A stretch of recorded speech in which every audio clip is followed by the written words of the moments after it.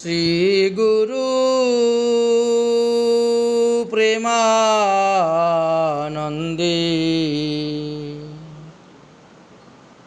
নিতাই গৌর সীতানাথ হরি হরি বল। গুরুবে গৌরচন্দ্রায়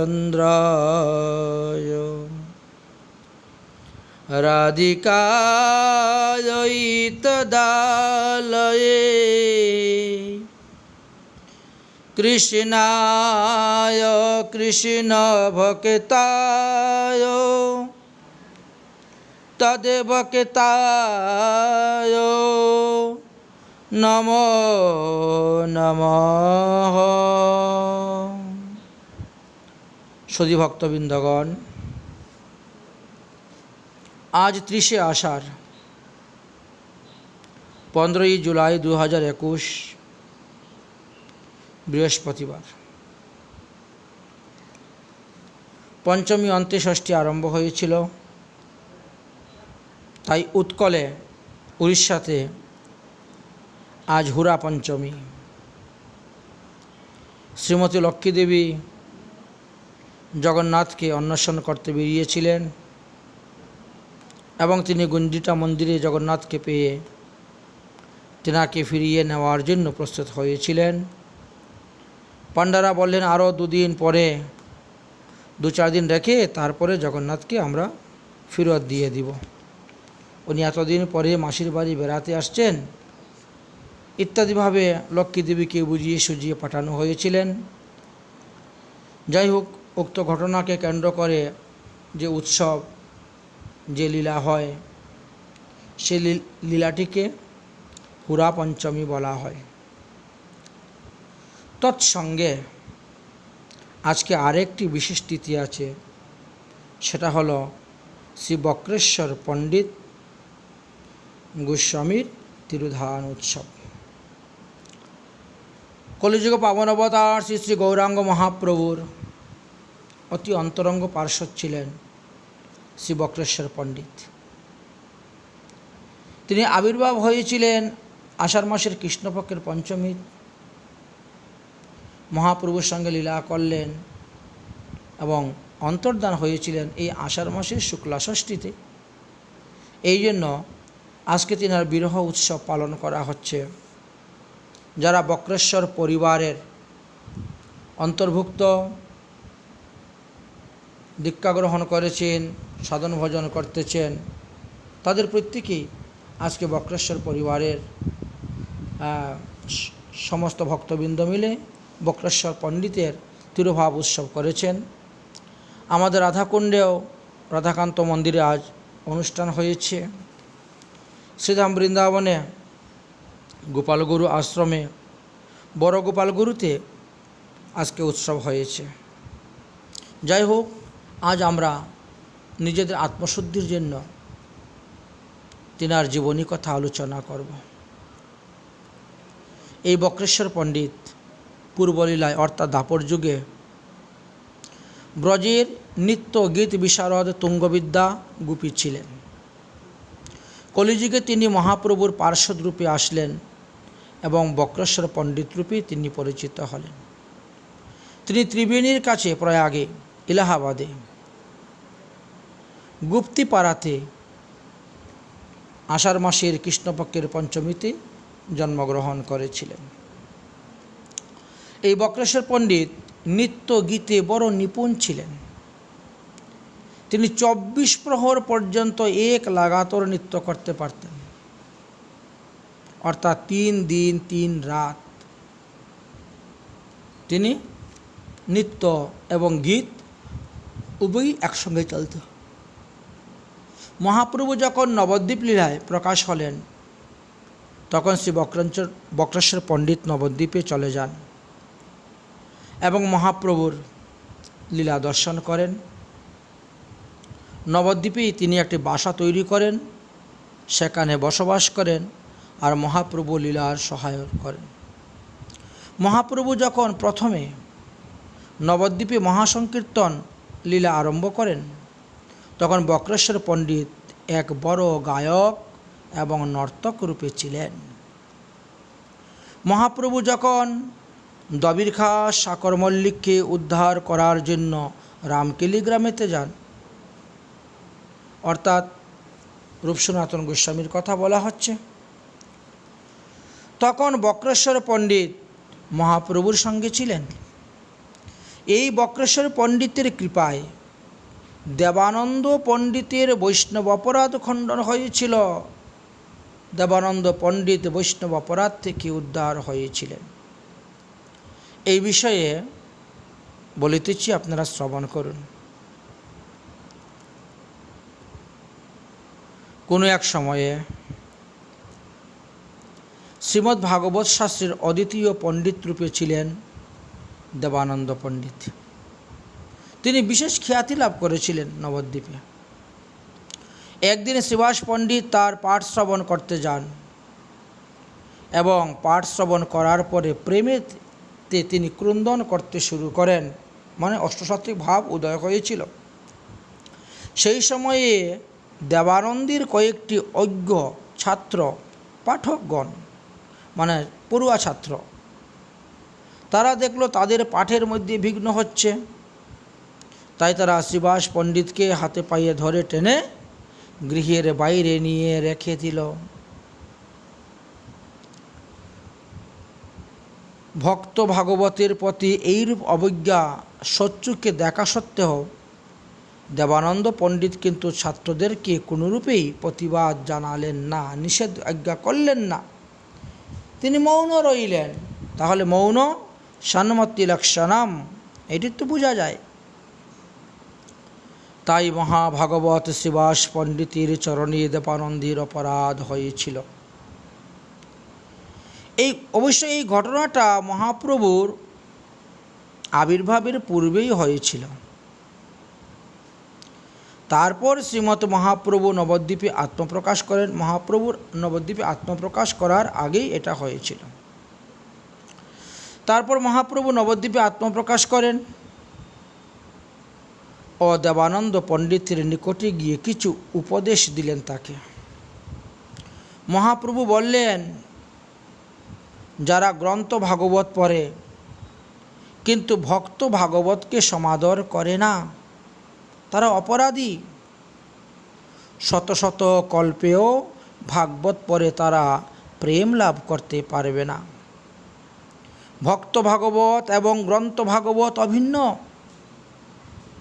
গ্রন্থ ভাগবত জানতে হলে অপকটে ভক্ত ভাগবতের সেবা করতে হবে, অর্থাৎ নিষ্কপটে, কপটতা শূন্য হয়ে ভক্ত ভাগবতের সেবা করতে হবে।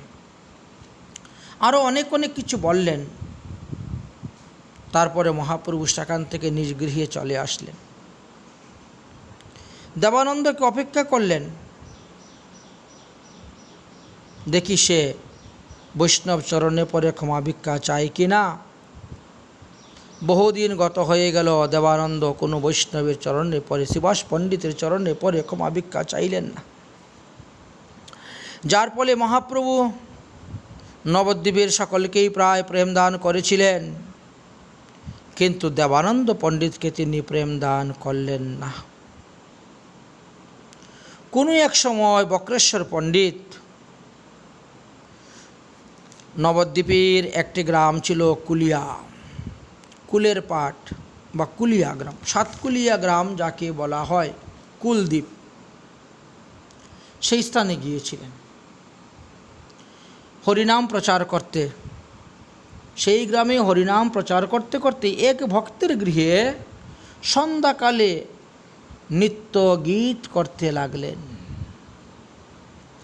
দেবানন্দ পণ্ডিত সেই সংবাদ শুনে বক্রেশ্বর পণ্ডিতের নৃত্যগীত দেখার জন্য সেই স্থানে গিয়ে উপস্থিত হলেন এবং বক্রেশ্বর পণ্ডিতের সেই দিব্য প্রেম দেখে তিনি মুগ্ধ হয়ে গেলেন। ক্রমে ক্রমে লোকের ভিড় হতে লাগল। দেবানন্দ পণ্ডিত তখন একখানি বাঁশ দিয়ে অর্থাৎ বেত্র হাতে নিয়ে সেই ভিড়কে সামলাতে লাগলেন। সরে যাও, সরে যাও, পণ্ডিতজিকে জায়গা করে না দিলে উনি নৃত্য করবেন কেমন করে? একটু সরে যাও, সরে বসো, সরে বসো, সরে যাও, ওনাকে জায়গা করে দাও। উনি মনের সুখে নৃত্য করতেছেন, মনের সুখে আনন্দে গান গাইতেছেন, সকলে শ্রবণ করো। যেন বক্রেশ্বর পণ্ডিতকে নৃত্য কীর্তনে কোনো বাধাবিঘ্ন না হয়, সেই রূপম তিনি চেষ্টা চালাতে লাগিলেন। সন্ধ্যা থেকে আরম্ভ করে এই রূপে দ্বিতীয় প্রহর পর্যন্ত বক্রেশ্বর পণ্ডিত মহাভাবের সহিত নৃত্য করিতে লাগলেন। তারপর একটি আসনের মধ্যে তিনি বসলেন। তখন দেবানন্দ পণ্ডিত গিয়ে বক্রেশ্বর পণ্ডিতকে দণ্ডবোধ করেছিলেন, প্রণাম করেছিলেন এবং তিনার সেবা শুশ্রূষা করার জন্য অভিপ্রায় প্রকাশ করেছিলেন। তাঁর এই সেবায় বক্রেশ্বর পণ্ডিত বড়ই সুখী হলেন, খুশি হয়ে গিয়েছিলেন। তাকে তখন আশীর্বাদ করলেন, কৃষ্ণে মতিরস্তু, অর্থাৎ কৃষ্ণে ভক্তি হোক, কৃষ্ণের প্রতি তোমার ভক্তি হোক, তুমি কৃষ্ণ ভক্তি লাভ করো। সেই দিন থেকেই দেবানন্দ পণ্ডিতের উপরে কৃষ্ণের ভক্তি বর্ষিত হতে শুরু হলো। আমরা বিভিন্ন শাস্ত্রে পেয়েছি ভগবান শ্রীকৃষ্ণ সরাসরি কাউকে প্রেম ভক্তি দেন না, তিনি ভক্তের মাধ্যমে প্রেম ভক্তি দিয়ে থাকেন। যাই হোক, সেই সময়ে মহাপ্রভু কিন্তু নীলাচলে ছিলেন, উনি সন্ন্যাস গ্রহণ করা হয়ে গেছে। তো মহাপ্রভু সন্ন্যাস গ্রহণ করে নীলাচলে তিনি বসে আছেন,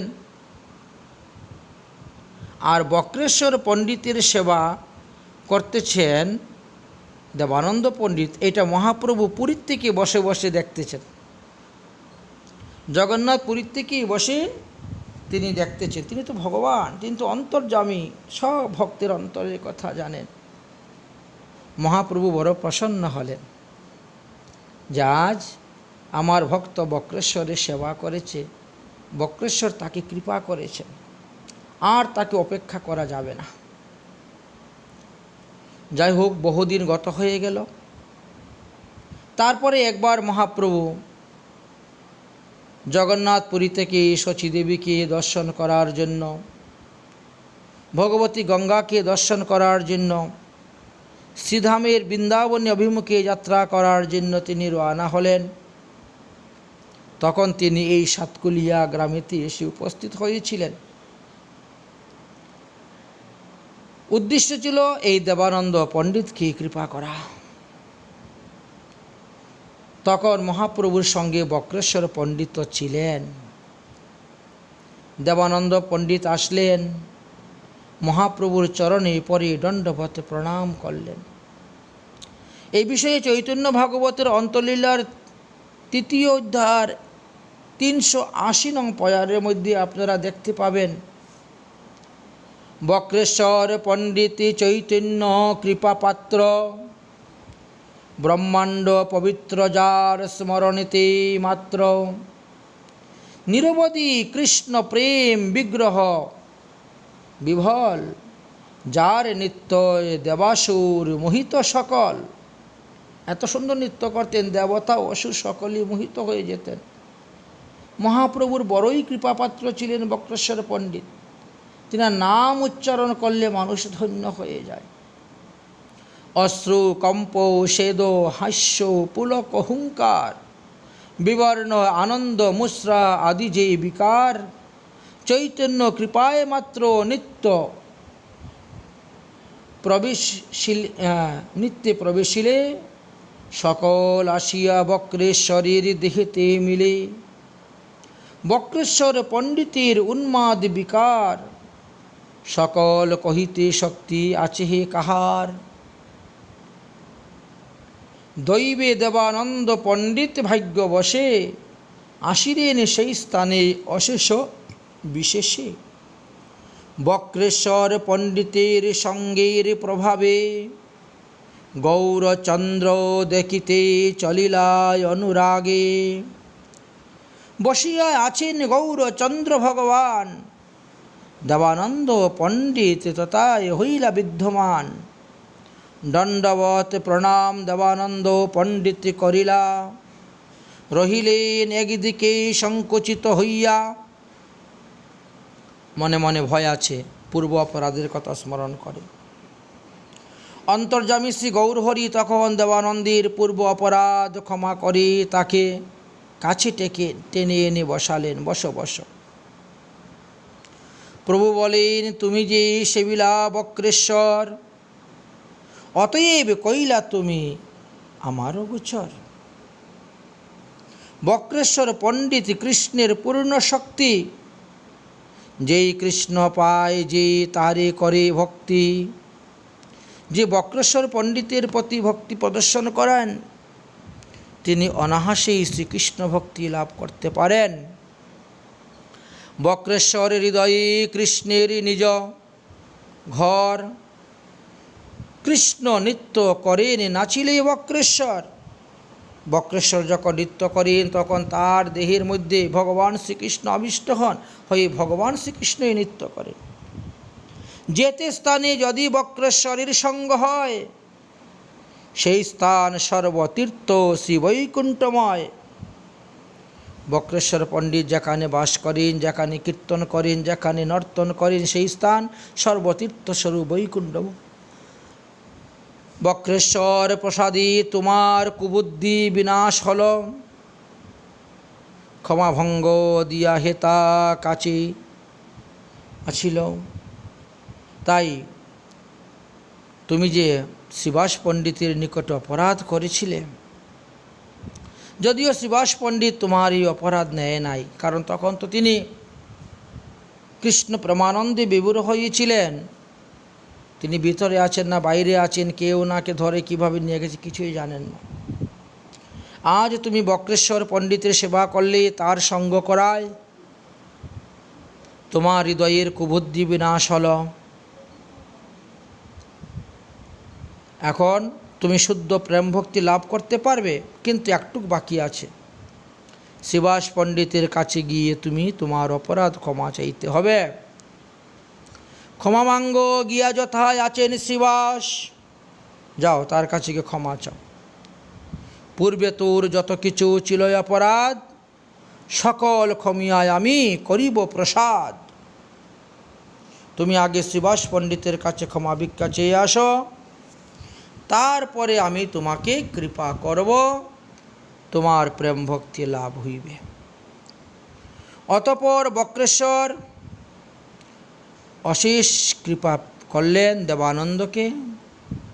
দেবানন্দ বৈষ্ণব অপরাধ থেকে মুক্ত হওয়ার জন্য শ্রীবাস পণ্ডিতের কাছে গেলেন, ক্ষমা চাইলেন। আজ অবধি সাতকুলিয়ায় কুলিয়া গ্রামের সে গঙ্গা নদীর তীরে দেবানন্দের অপরাধ ভঞ্জন ঘাট নামে বিখ্যাত ঘাট আছে। যারা 9টি দ্বীপ পরিক্রমা করেন তারা দেখতে পাবেন। সেই ঘাটে স্নান, ধুলায় গড়াগড়ি দিয়ে তারপরে নৌকা যুগে বা কেউ পদব্রজে সমুদ্র ঘরে গিয়ে উঠেন। এটি পরিক্রমা রাস্তা। শ্রী চৈতন্য চরিতামৃতের আদিলীলাতেও বক্রেশ্বর পণ্ডিতের কথা লিখা আছে। বক্রেশ্বর পণ্ডিত প্রভুর বড় বৃত্ত ছিল, একভাবে 24 প্রহর যাহার নিত্য। আপনে মহাপ্রভু গায় যার নিত্যকালে, প্রভুর চরণ ধরি বক্রেশ্বর বলে। 10 সহস্র গন্ধর্ব মোরে দেহ চন্দ্রমুখ, তারা গায়ে মুহি নাচি তবে মোর সুখ। 1-2 জন নয়, 10,000 গন্ধর্ব যদি একসঙ্গে কীর্তন করেন, আর সেই কীর্তন শ্রবণ করলে আমি যখন নৃত্য করব তবে আমার আনন্দ হবে। মহাপ্রভু বলেন, তুমি গৌড়ীয় সম্প্রদায়ের একটি শাখা। যেভাবে অদ্বৈত প্রভু, নিত্যানন্দ প্রভু একটি শাখা, ঠিক তেমনিভাবে বক্রেশ্বর পণ্ডিত মহাপ্রভুর একটি শাখা।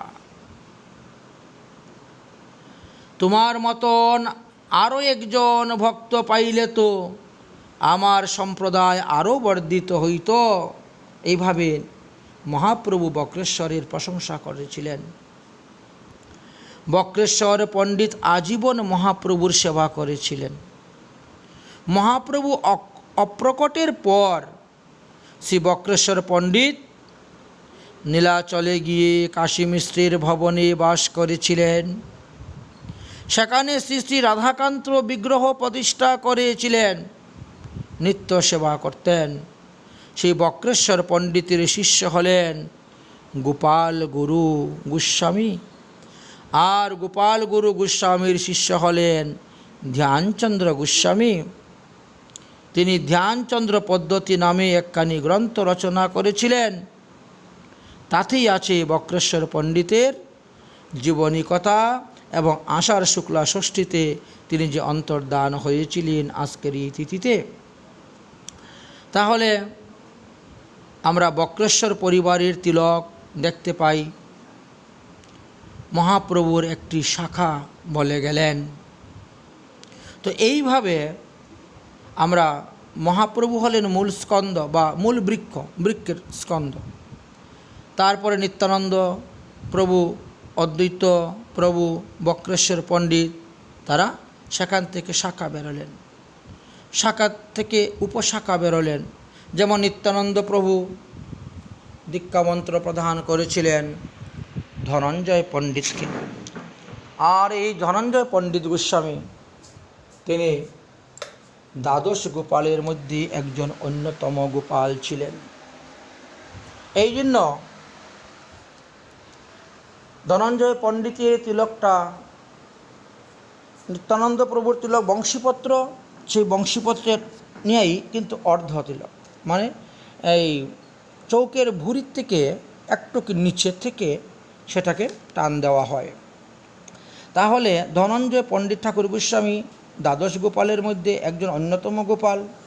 তিনার শিষ্য শ্রী শ্রী যদুচৈতন্য ঠাকুর গোস্বামী, তদনুগত শ্রী শ্রী জয়রাম ঠাকুর গোস্বামী, তদনুগত শ্রী শ্রী ঘনশ্যাম ঠাকুর গোস্বামী, তদনুগত শ্রী শ্রী যাদবেন্দ্র ঠাকুর গোস্বামী, তদনুগত শ্রী শ্রী বঙ্করাজ ঠাকুর গোস্বামী, তদনুগত শ্রী শ্রী আশানন্দ ঠাকুর গোস্বামী, তদনুগত শ্রী শ্রী বালারাম ঠাকুর গোস্বামী, বাবুরাম ঠাকুর গোস্বামী, তদনুগত শ্রী শ্রী বালারাম ঠাকুর গোস্বামী, তদনুগত শ্রী শ্রী আশানন্দ ঠাকুর গোস্বামী, তদনুগত শ্রী শ্রী মানুরাম ঠাকুর গোস্বামী, তদনুগত শ্রী শ্রী গোপালচন্দ্র ঠাকুর গোস্বামী, তদনুগত শ্রী শ্রী কুঞ্জবিহারী দাস বাবাজি মহারাজ, তদনুগত 108 শ্রী শ্রী পণ্ডিত অনন্ত দাস বাবাজি মহারাজ।